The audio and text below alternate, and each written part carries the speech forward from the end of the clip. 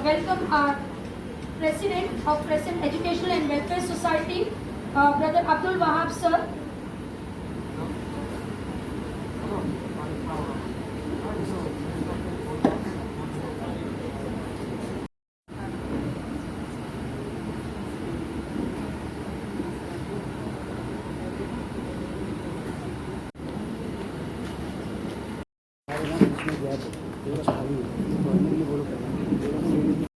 And the charming student is ready to do all the work, even in a short notice.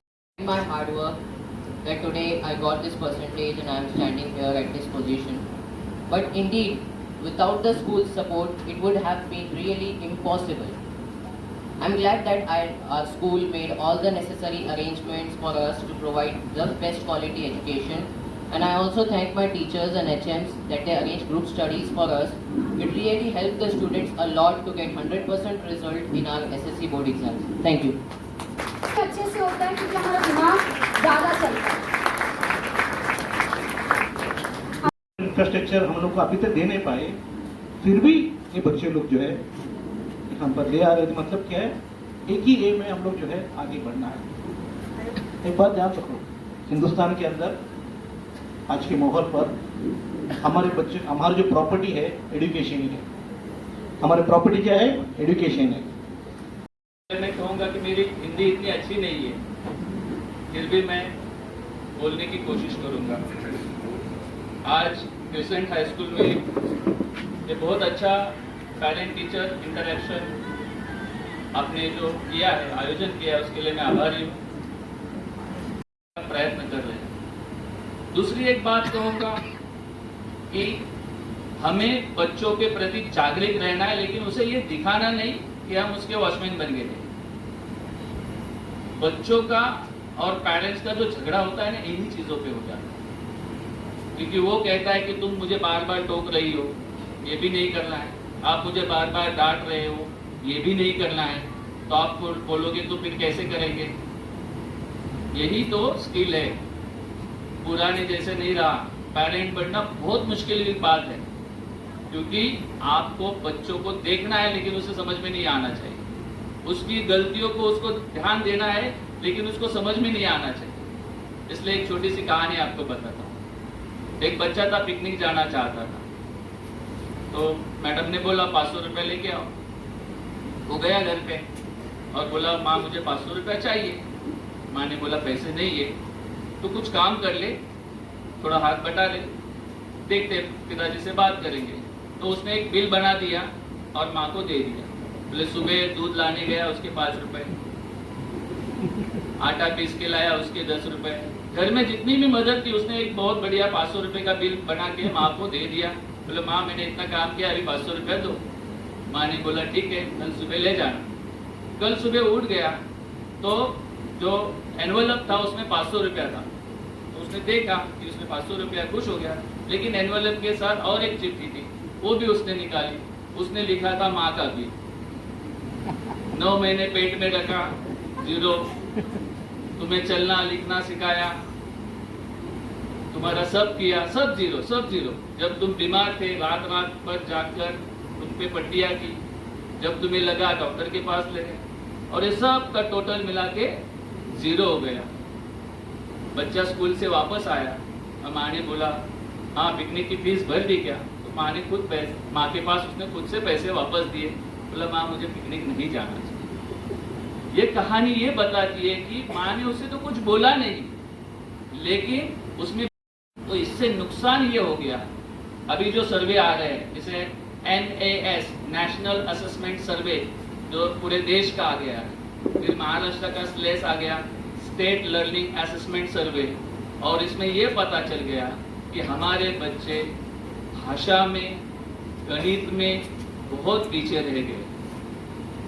और इसके लिए अभी स्कूलों को बोला गया है कि रेमेडियल क्लासेस। जब नो फेल पॉलिसी आई तो उसके पीछे एक उद्देश्य ऐसा था कि पास नापास एग्जाम, इसका एक बच्चे के ऊपर प्रेशर आ जाता है। वो प्रेशर ना होके वो आनंददायी, मतलब दिल से सीखे, दिल से पढ़े। लेकिन इसका खामियाजा पूरे देश को भुगतना पड़ा। 36 स्टेट्स में से तकरीबन 27 स्टेट ने अभी सेंट्रल को लिखा ये पॉलिसी बदलनी चाहिए और इस साल ये पॉलिसी थोड़ी बदली है। इस साल से 5वीं और 8वीं में एग्जाम होने वाली है। 5वीं और 8वीं में पहले भी एग्जाम थी, लेकिन पहले 5वीं में फेल भी हो गया तो उसे 6ठी में बिठाना पड़ता था। 8वीं में फेल भी हो गया तो उसे 9वीं में बिठाना पड़ता था। अभी ऐसा नहीं होगा। अगर आप 5वीं में फेल होते हैं तो आपकी फिर एक एग्जाम ली जाएगी और उसमें अगर पास नहीं कर पाओगे तो आपको वापस 5वीं में बैठना पड़ेगा, वही 8वीं में होगा। तो ये पॉलिसी में बदला हुआ है। पेरेंट्स है, टीचर्स ने तो आपको बताया होगा, लेकिन इस बात को ध्यान में रखो कि बच्चे को पढ़ाना मतलब उसको पढ़ने के लिए मोटिवेट करना। आज जो हमारा सेमिनार है उसका नाम है मोटिवेशनल स्पीच। मोटिवेशन बच्चों को नहीं है, हमको लेना चाहिए, हमसे बच्चे लेंगे। मराठी में म्हण है कि आड़ात असेल पोरात किनार, म्हणजे अगर कुएं में होगा तभी हम पानी खींच पाएंगे। अगर हम में बदलाव आ जाएगा तो बच्चों में भी बदलाव आ जाएगा। यहाँ पर जो संख्या मैं देख रहा हूँ, यहाँ में मम्मी की संख्या ज्यादा है, पापा कम है। तो पापा को ऐसा लगता है कि बच्चों को पढ़ाने की, उसके ऊपर संस्कार करने की पूरी जिम्मेदारी माँ की है। तो ऐसा है नहीं, दोनों की जिम्मेदारी है, बराबर जिम्मेदारी है। और इसीलिए अगर ये दोनों की जिम्मेदारी, क्योंकि एक गाड़ी के ये दोनों पहिए हैं, दोनों साथ में चलेंगे तो गाड़ी बराबर आगे बढ़ती रहेगी। जितनी जिम्मेदारी मेरे बच्चों की, मेरी पत्नी की है, उतनी ही जिम्मेदारी मेरी भी है। तो अगर हम दोनों में ट्यूनिंग अच्छा रहेगा तो आपके बच्चे जरूर पढ़ेंगे, आगे चलकर एक अच्छे नागरिक बनेंगे। और इसके लिए एक स्कूल का माहौल होना चाहिए। अनिल सर मेरे ज़्यादा क्लोज है, उनसे मेरी ज़्यादा बात होती रहती है। जब इस स्कूल के ऊपर एक प्रॉब्लम आ गया था तो मेरी मुलाकात हुई और आप सब ट्रस्टी से मिलने के बाद ये बाकी कुछ फ्री मत दो, हमारे बच्चों को फ्री में पढ़ा दो। दाल चावल वो खुद खरीद लेंगे, उतना हिम्मत है उनके पास अगर वो पढ़ेंगे। लेकिन गवर्नमेंट आने के बाद क्या करती है? दाल चावल फ्री, सब्सिडी, कर्जा माफ, मतलब जो फ्री देना चाहिए वो फ्री नहीं है, वो बहुत महंगा है।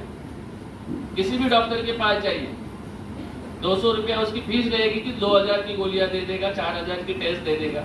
क्या करेगा बेचारा? वो 2 करोड़ रुपए डाल के जो डॉक्टर बना है, अगर उसको वो निकालने हैं, उसका जो एजुकेशन लेन उसे रिपेयर करना है तो वो सब करना ही पड़ेगा। इसलिए गवर्नमेंट से हम उसी के लिए लड़ते रहते हैं। एजुकेशन में यही हम बात कहते रहते हैं कि एजुकेशन फ्री दे दो, हेल्थ फ्री दे दो, बाकी सब हम देख लेंगे। लेकिन ऐसा है नहीं। सरकार किसकी भी आए, लेफ्ट आए या राइट आए, सब लोग इकोनॉमिक्स बन गए। स्कूलों में इससे परेशानी हो गई। स्कूलों में क्या परेशानी है? स्कूलों को जो पानी आता है वो नॉर्मल रेट है 6.33 और स्कूल को रेट है 63 रुपीज पर लीटर।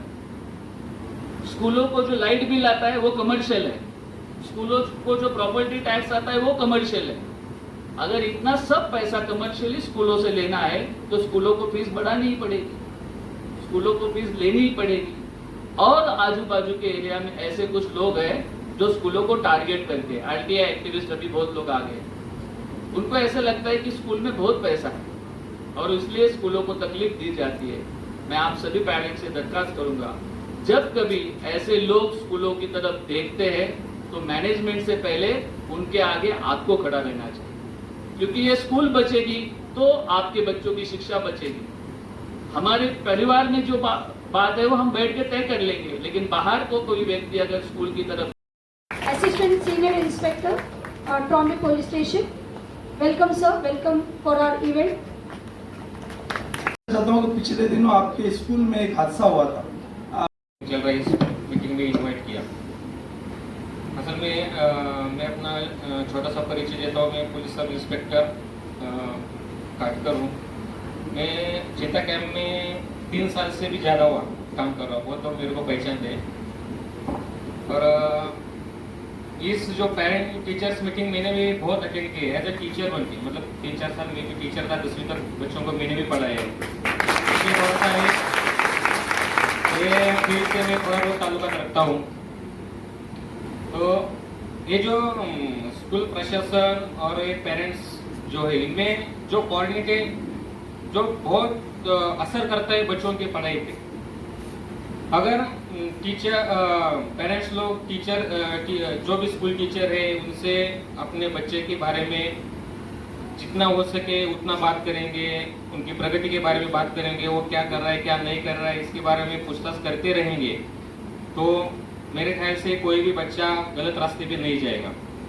अभी हम पुलिस डिपार्टमेंट काम करते वक्त एक बहुत अनुभव आ रहा है कि छोटे छोटे बच्चे नशे के अधीन हो रहे हैं। छोटी छोटी लड़कियां घर छोड़ के अपने माँ बाप को बिना पूछे इधर उधर भाग रही है। ये बहुत गलत चीजें हो रही है। इसके लिए मैं थोड़ा सा मतलब मेरे को मौका मिला बोलने का, बहुत अच्छी बात है कि पेरेंट्स को भी मैं चीज के बारे में थोड़ा सा मतलब सावधानी बरतनी चाहिए कि क्या होता है, सबसे मेन रोल माँ का रहता है। मतलब अगर हम बोलते हैं ना की तर मुलं चिडचिड करायला सुरुवात करतात, म्हणजे ह्या ज्या गोष्टी वाढत चालल्या आहे आणि हा जो क्राईम रेट आधी लहान लहान मुलं सुद्धा सिरियस क्राईम करायला लागले, 16-17 वर्षाची मुलं मर्डर करायला लागले, म्हणजे हे आजकालची परिस्थिती आहे। हे कशामुळे झालं, हे का होतंय, ह्या प्रत्येक गोष्टीकडे आपण लक्ष दिलं पाहिजे। त्यानंतर रडत बसण्यात काही अर्थ नाही।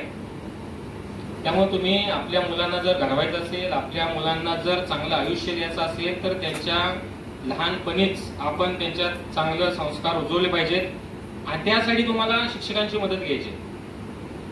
त्यामुळे तुमचं जे हे कोऑर्डिनेशन आहे आणि तुम्ही जे म्हणजे हे इसको मराठी में पालक सभाच बोलतो ना आपण, पालक शिक्षक सभा, तर हे तुम्ही वर्षभर अरेंज म्हणजे 15 दिवसातून 20 दिवसांनी केलीच पाहिजे, जेणेकरून आणि आपला मुलगा शाळेत कोणासमोर बसतोय उठतोय ह्या गोष्टीविषयी तुम्ही खातरजमा केलीच पाहिजे, तर तुम्हाला भविष्यात येणाऱ्या अडचणी अजिबात येणार नाहीत आणि एक आपण चांगली पिढी घडवू शकतो। आज आप लोग को यहाँ बुलाया गया, उसका मकसद अभी समझ में आया है कि यार बताना है, सबका आया। अगर नहीं है तो थोड़ा सा फिर मैं एडिशन कर देता हूँ, जरूरत नहीं है। भी तो ये पिलोट मोटिवेशनल स्पीच आपको दिया गया है, बहुत अच्छी तरह समझा दिया है। क्या पेरेंट्स का रोल क्या है, ये वेरी वेरी इंपॉर्टेंट है। हमारा बच्चा स्कूल में भेज दिया, स्कूल से घर पे आया, खाना दिया, ट्यूशन में जाओ, ट्यूशन में जाके आया, घर पे आ गए, काम हो गया, खत्म। उनका चाइल्डहुड में बच्चा जब भी था, उनका घर में मेहमान लोग आया है, खाना पक रहा था, ये बच्चा ने क्या किया, मट्टी उठाया और उसमें डाल दिया। अभी मम्मी है आप लोग के, आप वो बच्चों को क्या करें, बोलिए। धनाधन पिठा करेंगे ना, ऐसा करेंगे नहीं। वो माँ ने क्या शब्द बोला मालूम है, तुमको मक्का का इमाम बनने दो। वो टाइम में ऐसा उसने शब्द लिया है, वो आज मक्का का इमाम बन गया। मम्मी का जो दुआ था वो रियली अमल हो गया। सो पेरेंट्स आपको एकदम दिमाग से बच्चे को कैसा सुधारना है, ये वेरी वेरी इंपॉर्टेंट रोल है। आप थॉमस अल्वा एडिसन का बारे में जानता है? थॉमस अल्वा एडिसन साइंटिस्ट, हजारों इन्वेंशन किया हुआ है। वो उनका बच्चे का टाइम में, पढ़ने के टाइम में स्कूल से पेरेंट्स को बुलाया, उनका मम्मी को, और एक लेटर दिया, ये बच्चा पढ़ने का लायक नहीं है, ये बहुत शरारत कर रहा है और दूसरा बच्चे को पढ़ने को नहीं दे रहा है, इसलिए ये बच्चे को हम संभाल नहीं सकते, आप आपका बच्चे को लेके जाओ। ये सब पेरेंट्स का साथ हो गया, बच्चे को मालूम नहीं है। बच्चे को मम्मी ने लेके गया, वो दूसरा स्कूल में जाके डाल दिया। वो अच्छा पढ़ के बाद में बहुत बड़ा आदमी बन गया। जब मम्मी मरने के बाद उसका पेटी में एक पेपर देखा, वो पेपर स्कूल का, उसमें लिखा है तुम्हारा बच्चा पढ़ने के लायक नहीं है, शरारत कर रहा है, इसके लिए हम स्कूल से निकाल दिया। उनका मम्मी का रोल क्या था, अरे तुम नहीं पढ़ रहा था इसलिए उसको स्कूल से हटा दिया, ऐसा बोल के नहीं किया। वो बात ही उसको समझाया, बोला ही नहीं, मगर वो बच्चा बातें पढ़ने के बाद रो रहा था, मेरा मम्मी ऐसा मेरे को ये बताया नहीं, ऐसा रो रहा था। मगर वो मम्मी बताया रहता, वो बच्चे का दिमाग में थोड़ा प्रॉब्लम होता था। इसके लिए अपन सब शांति से, कितना भी प्रॉब्लम होता है, बच्चे का साथ अच्छा सलूक से बात करना है, समझाने का, गुस्सा नहीं होने का, अपना मोरे सामने बहुत अच्छा बच्चे का सामने झगड़ा नहीं करने का। ये सब बहुत सा आप लोग का एक्सपीरियंस मिल गया।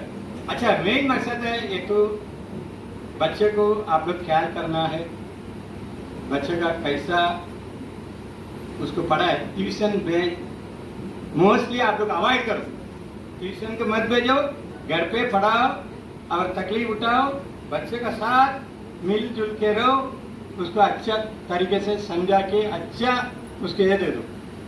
अब्दुल कलाम के बारे में आप लोग जानते हैं, वो एकदम गरीब का घर में पढ़ा रहता, गरीब का घर में। उसने आज इंडिया में फेमस साइंटिस्ट था और प्रेसिडेंट था।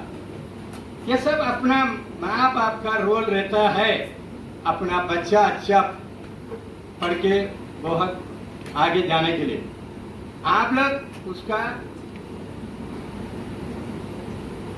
कष्ट उठाना चाहिए, तभी आपका बच्चे को रियली आप आगे कर सकता है। आपका सोच होना चाहिए, मेरा बच्चा ये बनना चाहिए, ये बनना चाहिए, ये बनना चाहिए।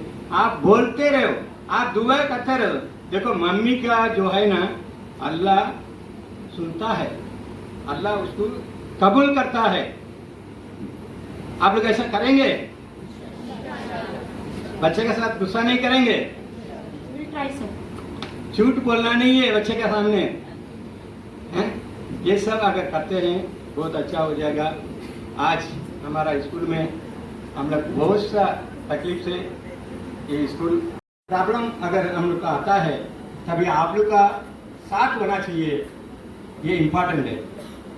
देखिए, हमारा एम जो है ये एजुकेशन देके काम किया, उसके लिए मेरे को Feeling thankfulness and not expressing it is like wrapping a present and not giving it. So today, I would love to unwrap the present and give my heartfelt thanks to one and all present over here. So today, I consider this occasion as an honor and privilege to extend my heartiest vote of thanks. Today, I take the opportunity to put all my words and gratitude. So on behalf of the entire school management, my faculty and my students, I would like to thank our chief guests present over here for taking their precious time out and consenting to be the chief guest of this event. Sirs, indeed, your words were very and very inspirational and motivational, not only to our parents, but being as a teacher and a parent as well for us. Thank you so much.